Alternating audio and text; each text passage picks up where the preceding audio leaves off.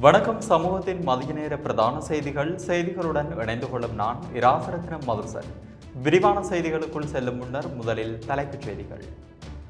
அனைத்து தமிழ் கட்சிகளும் ஒன்றிணைந்து எமது சுயநிர்ணய அடிப்படையிலான தீர்வை நோக்கி பயணிக்க வேண்டும். MK சிவாஜலிங்கம் வலியுறுத்து. இலங்கை தமிழரசு கட்சியின் பேச்சாளராக யாரும் நியமனம் செய்யப்படவில்லை. ஞா ஸ்ரீநேசன் சுட்டிக்காட்டு. தனது 50 வருட அரசியல் வாழ்க்கை வரலாற்றை எழுத தீர்மானித்துள்ள ரணில் வெளியான தகவல். மியன்மார் ரோஹிங்கியர்களை நேரில் சென்று நலன்களை விசாரித்த ரிஷாட் MP. சட்டவிரோதமாக அகழ்வு நடவடிக்கையில் ஈடுபட்ட சந்தேக நபர்கள் கைது. மட்டக்களப்பில் வெள்ளத்தால் பாதிப்புற்ற வீதிகளை செப்பனிடும் பணி ஆரம்பம். வீதி அபிவிருத்தி அதிகார சபையினர் தெரிவிப்பு. உலக சந்தையில் அதிகரித்த இயற்கை எரிவாயுவின் விலை. எமது பார்வையாளர்களில் பலர் எமது வேண்டுகோளுக்கிணங்க எமது சேனலை சப்ஸ்கிரைப் செய்துள்ளீர்கள். இதன் மூலம் நாம் 3 லட்சத்திற்கும் அதிகமான பார்வையாளர்களை பெற்றுள்ளோம். எமது வேண்டுகோளுக்கிணங்க எமது சேனலை சப்ஸ்கிரைப் செய்த அனைவருக்கும் நன்றி. இதேபோன்று இன்னும் சில பார்வையாளர்கள் இன்னும் எமது சேனலை சப்ஸ்கிரைப் செய்யாமலே பார்வையிட்டு வருகிறீர்கள். எனவே எம்மை ஊக்குவிக்கும் வகையிலும் தொடர்ந்தும் எமது செய்திகளை தடையின்றி பெற்றுக்கொள்ளவும் எமது சமூகம் சேனலை சப்ஸ்கிரைப் செய்து அருகில் உள்ள பெல் பட்டனை கிளிக் செய்யுங்கள். இனி தொடர்பென விரிவான செய்திகள். அனைத்து தமிழ் கட்சிகளும் ஒன்றிணைந்து எமது சுய நிர்ணய உரிமைக்கான கோரிக்கையை அரசாங்கத்திற்கு முன்வைக்க வேண்டும் என முன்னாள் நாடாளுமன்ற உறுப்பினர் MK சிவாஜிலிங்கம் தெரிவித்துள்ளார். யாழில் நேற்றைய தினம் இடம்பெற்ற ஊடக சந்திப்பிலேயே அவர் இந்த விடயங்களை குறிப்பிட்டுள்ளார். அவர் மேலும் கருத்து தெரிவிக்கையில், புதிய அரசாங்கம் தனது ஆட்சியிலே இடம்பெறுவதாக குறிப்பிட்ட எந்த விடயங்களும் தற்போது முன்னெடுக்கப்படவில்லை என அவர் சுட்டிக்காட்டியுள்ளார். 400 ஆண்டுகளுக்கு முன்னர் பறிபோன எங்களுடைய ஆட்சி இன்றைக்கு மீண்டும் அதை நாங்கள் பறிகொடுத்து இருக்கின்றோம். அதை அந்த இழந்து போன அந்த இறமையை, அந்த இழந்து போன அந்த விடயங்களை, சுய நிர்ணய உரிமையை, செல்ஃப் டிட்டர்மினேஷன் என்ற விடயத்தை நாங்கள் எங்களுடைய கைகளிலே இருக்கக்கூடிய விதத்திலே நாங்கள் எங்களுக்கான அந்த நாங்கள் ஒரு என்றைக்குமே நாங்கள் 400 ஆண்டுகளுக்கு முன்னர் தனி ராஜ்யமாகத்தான் இருந்தோம். அந்த அடிப்படையிலே அந்த ராஜ்யத்தை நோக்கிய கனவை, இவ்வளவு பேருடைய உயிர் தியாகத்தை நாங்கள் பற்படக்கூடிய விதத்திலே நாங்கள் எங்களுடைய அரசியல் திட்டங்களை வகுப்ப வேண்டும் என்ற பகிரங்க வேண்டுகோளைத்தான் இந்த ஊடகத்தின் வாயிலாக நான் விடுக்க விரும்புகின்றேன். எல்லோருடைய நடவடிக்கைகளும் அதை நோக்கித்தான் அமையும். அது உள்ளூராட்சி தேர்தலாக இருக்கட்டும், அது மாகாண சபை தேர்தலாக இருக்கட்டும், எந்த தேர்தலாக இருக்கட்டும், நாங்கள் அதை நோக்கி பயணிக்க வேண்டும். அதை எல்லோரும் அதை ஆற அமர பரிசீலித்து அதை நோக்கி புலம்பெயர் தேசங்களிலே இருக்கக்கூடியவர்களும், ஈழத்திலே இருக்கக்கூடிய ஈழத்தமிழர்கள் மத்தியில் இருக்கக்கூடிய அத்தனை தமிழ் தேசிய அரசியல் அணிகளும், அதே போல தாய் தமிழகத்திலே இருக்கக்கூடிய கட்சிகளும் தமிழக கட்சிகளுமாக இந்த கோரிக்கையை முன்வைக்க வேண்டும்.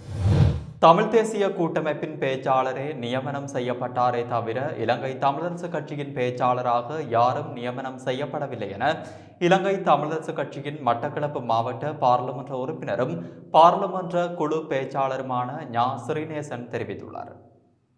மட்டக்களப்பு ஊடக மையத்தில் நடைபெற்ற ஊடக சந்திப்பில் கருத்து தெரிவிக்கும் போதே அவர் இதனை தெரிவித்துள்ளார். இதன்போது மேலும் கருத்து தெரிவித்த அவர், முதலாவது விடயம், எனக்கு உத்தியோகபூர்வமாக தரப்பட்ட பணி ஊடக பேச்சாளர் என்பது நான் கேட்டு பெற்றது என்று சொல்லவில்லை. அது பாராளுமன்ற குழுவினால் தானாக தரப்பட்ட பணி. அந்த பணி அன்றைய வவுனியா கூட்டத்தின் பின்னர் ஊடகவியலாளர்கள் என்னையும் சந்தித்தார்கள். அந்த குறிப்பிட்ட முன்னாள் பேச்சாளர் என்று குறிப்பிடப்படுகின்ற முன்னாள் MPயை சந்தித்தார்கள். அப்போது நான் அவர்களுக்கு தெளிவாக சொல்லியிருந்தேன், எனக்கு வழங்கப்பட்ட பணி இந்த ஊடக பேச்சாளர் என்ற பணியை நான் செய்கின்றேன். மற்றது அவர் ஒரு மரபு ரீதியாக அவர் அந்த விடயத்தை தொடர்ந்து மரபு ரீதியாக சொல்வதை விட அவருக்கு அந்த பணி வழங்கப்பட்டதாக எனக்கு தெரியவில்லை. ஏனென்றால் தமிழ் தேசிய கூட்டமைப்பின் பேச்சாளர் என்ற பதவி கொடுக்கப்பட்டது உண்மை. பிறகு தமிழ் தேசிய கூட்டமைப்பிலிருந்து பலர் வெளியேறியதன் பின்னர் அந்த பணி என்பதும் அவர்கள் வெளியேறியதன் பின்னர் முற்று பெற்றிருக்க வேண்டும். என்னிடம் ஒப்படைக்கப்பட்ட பணியை நான் செய்கின்றேன். அதனை அது பற்றி என்னால் கூற முடியும். மற்றது பற்றி அது எங்களுடைய பாராளுமன்ற குழு அல்லது மத்திய குழு தான் அதை பற்றிய முடிவை எடுக்க வேண்டும். முன்னாள் ஜனாதிபதி ரணில் விக்ரமசிங்க தனது 50 வருட தனது அரசியல் வாழ்க்கை வரலாற்றை எழுத தீர்மானித்துள்ளதாக தெரிவிக்கப்படுகிறது. அவர் 1973 பியக்கம தொகுதி அமைப்பாளராக அரசியலில் நுழைந்தார் மற்றும் 1977 முதல் 2022 வரை நாடாளுமன்ற சபாநாயகர் தவிர அனைத்து பதவிகளையும் வகித்து மிக மூத்த அரசியல்வாதியும் ஆவார். பின்னர் அவர் 2022 முதல் 2024 வரை நாட்டின் 8வது நிறைவேற்று ஜனாதிபதியாக பணியாற்றினார். 1994 ஆண்டு முதல் ஐக்கிய தேசிய கட்சியின் தலைவராக பதவி வகித்து வரும் ரணில் விக்ரமசிங்கே ஜனாதிபதி பதவியிலிருந்து விலகி தற்போது சர்வதேச ஆலோசகராக செயல்பட்டு வருகின்றார். இதேவேளை 1970 ஆண்டு நாடாளுமன்றத்திற்கு வந்த முன்னாள் ஜனாதிபதி மஹிந்த ராஜபக்ஷ மற்றும் முன்னாள் அமைச்சர் வாசுதேவ நாணயக்கார் ஆகியோருக்கு அடுத்தபடியாக ரணில் விக்ரமசிங்கே இந்த நாட்டில் தற்போது வாழும் அரசியல்வாதிகளின் மூத்தவர்களில் ஒருவராகவும் இருந்து வருகின்றார் என்பதும் குறிப்பிடத்தக்கது. இந்த நிலையில் முன்னாள் ஜனாதிபதி ரணில் விக்ரமசிங்கே தனது 50 வருட தனது அரசியல் வாழ்க்கை வரலாற்றை எழுத தீர்மானித்துள்ளதாக தெரிவிக்கப்படுகின்றது. மியன்மார் ரோஹிங்கியர்கள் திருகோணமலை ஜமாலியா முஸ்லிம் மகா வித்தியாலயத்தில் தற்காலிகமாக தங்க வைக்கப்பட்டுள்ளனர். இவர்களின் நலன்களை விசாரிக்கவும் அவர்களுக்கு தேவையான விடயங்களை செய்து கொடுப்பது தொடர்பில் அகில இலங்கை மக்கள் காங்கிரசின் தலைவரும் பாராளுமன்ற உறுப்பினருமான ரிஷாத் பதியுதீன் நேற்றைய தினம் குறித்த பாடசாலைக்கு விஜயம் செய்துள்ளார்.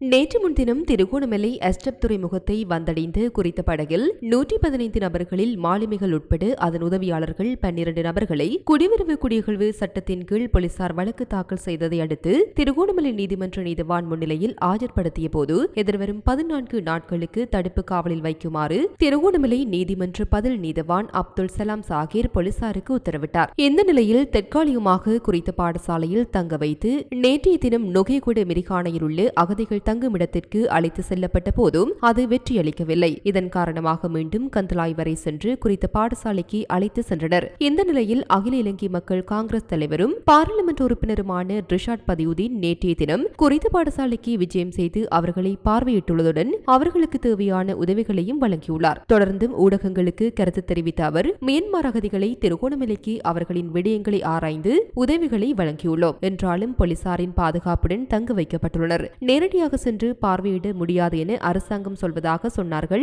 இருந்தபோதிலும் அதிகாரிகளுடன் கலந்துரையாடி அவர்களுக்கு தேவையான உறங்குவதற்கான வசதிகளை செய்துள்ளோம். இதுபோன்று திருகோணமலை வர்த்தக சங்கமும் பல உதவிகளை செய்துள்ளனர் என்று குறிப்பிட்டுள்ளார். பால்நிலை சமத்துவம் தொடர்பாக மக்களுக்கு தெளிவூட்டும் வேலை திட்டம் யாழ்ப்பாணம் கொக்குவிலில் முன்னெடுக்கப்பட்டுள்ளது.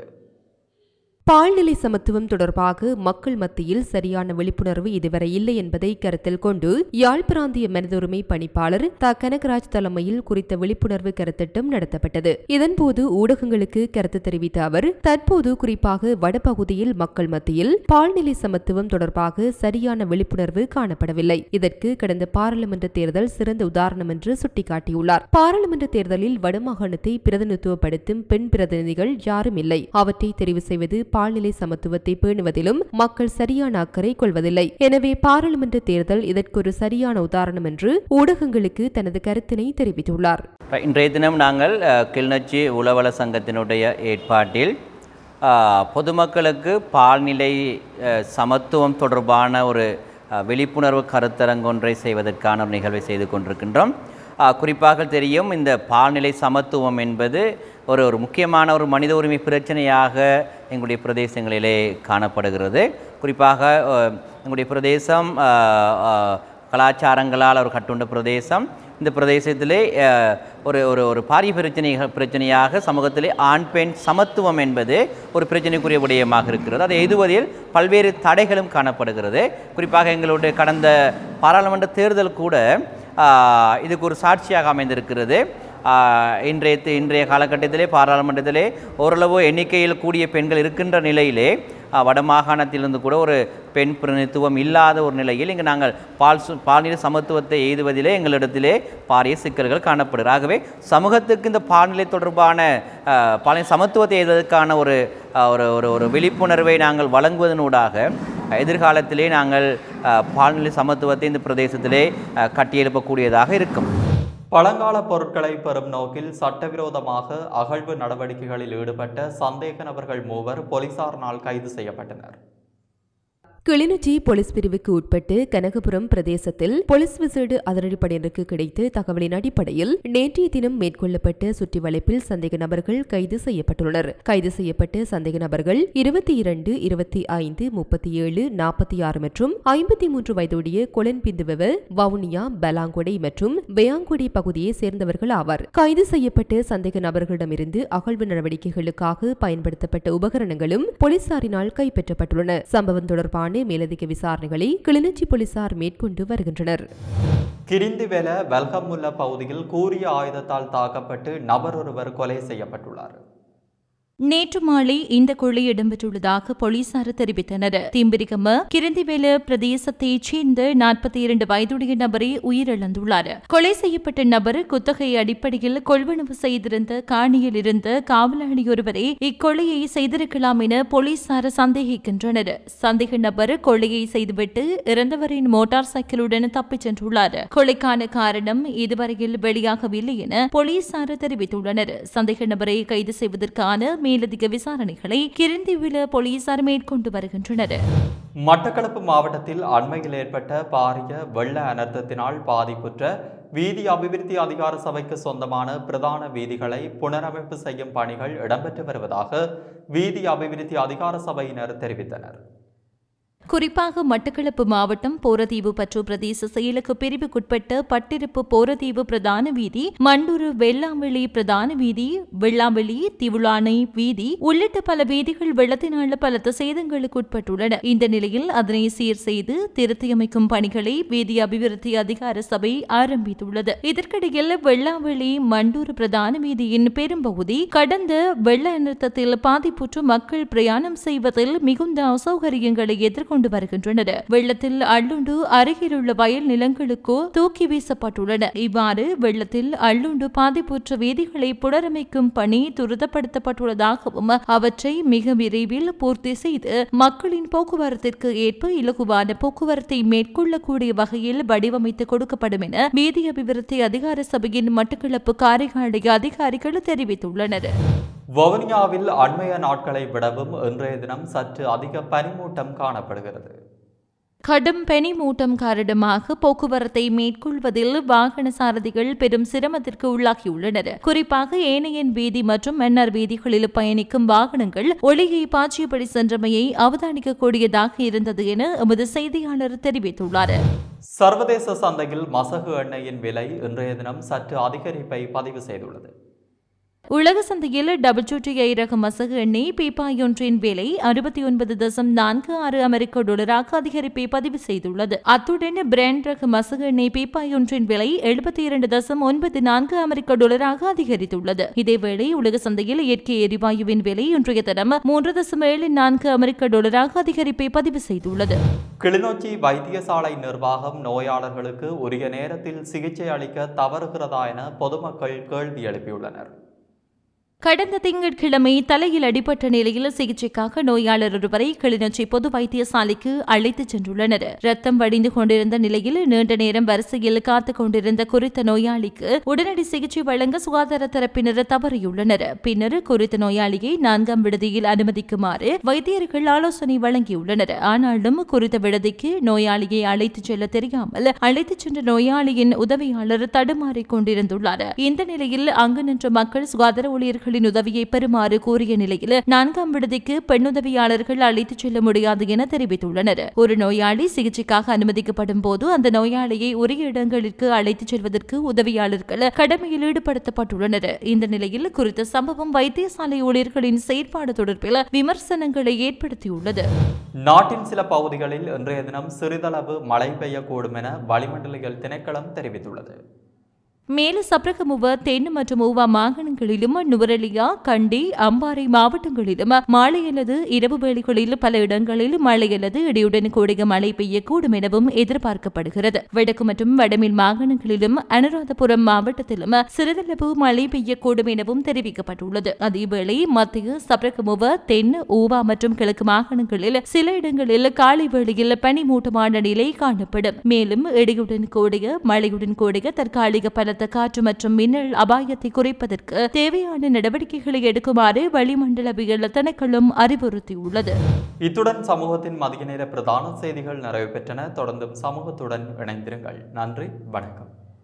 இது போன்ற செய்திகளை தெரிந்து கொள்ள சமூகம் நியூஸ் சேனலை சப்ஸ்கிரைப் செய்து அருகில் உள்ள பெல் பட்டனை கிளிக் செய்யுங்கள். மேலும் இது போன்ற செய்திகளை உடனுக்குடன் தெரிந்து கொள்ள சமூகமீடியா.com என்ற இணையதளத்தின் வாயிலாகவும் எங்களுடன் இணைந்திருங்கள்.